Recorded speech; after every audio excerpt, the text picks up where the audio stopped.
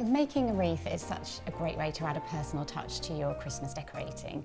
So Kitten, can you tell me a bit about the sorts of materials that you use to make your wreaths? Yes, I can. I've started with some birch branches and I've bound them in this circular shape, and then I've weaved the real wire all around it, and then it holds it all in place. When we're greening up, we tend to use pine because it's, lovely and Christmassy. This one is Arizona pine. This one has a really beautiful scent to it, and I'm going to chop it at that length. So then it's got a nice chunky stalk to go into the base. I'm going to start weaving that through there. So do you use anything else to secure it, or will just inserting it in the birch branch? We're inserting it into the branch, and then I'm going to secure it with this wire. Right.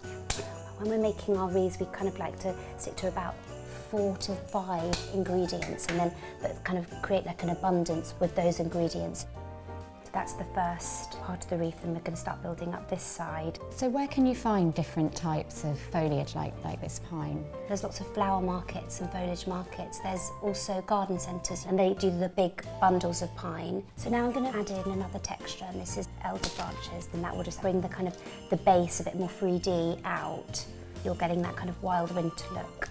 And again, would you be able to source the older branches from a garden centre, or is this something you might be able to forage?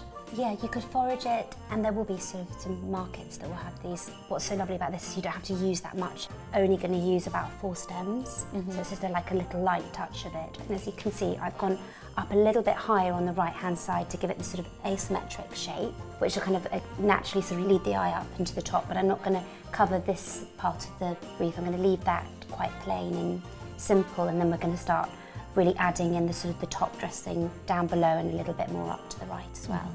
So next we are going to add in all these beautiful berries, some rose hips and these lovely steely blackberries. They're really beautiful. And then we'll start to add the sea lavender on top, and then the finishing touches will be the Queen's Anne's lace and then a light dressing of the hydrangea. So next we are going to be using the rose hips, these beautiful juicy red berries. I'm just going to start adding them in. Such a lovely festive colour. Yes, it is.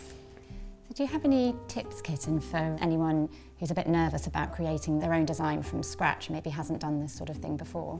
Yeah, it's a really kind of calming thing to do. The whole process from going to forage some things to put in your wreath to sort of making it, it's a lovely thing to do with friends, kids, just even on your own. It's just a very calming thing to do. Nice relaxing thing before the festive season really gets underway. Yeah, before the madness, yeah, exactly. Now I'm going to start adding in some sea lavender, which is actually fresh, but it will dry in the wreath. And then the last thing we'll add in are the Queen's Anne's lace.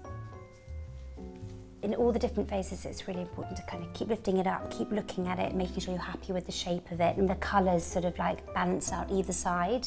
If you're not happy with anything, you can just take it away, add something else in. It's not forever, so it can be changed really easily.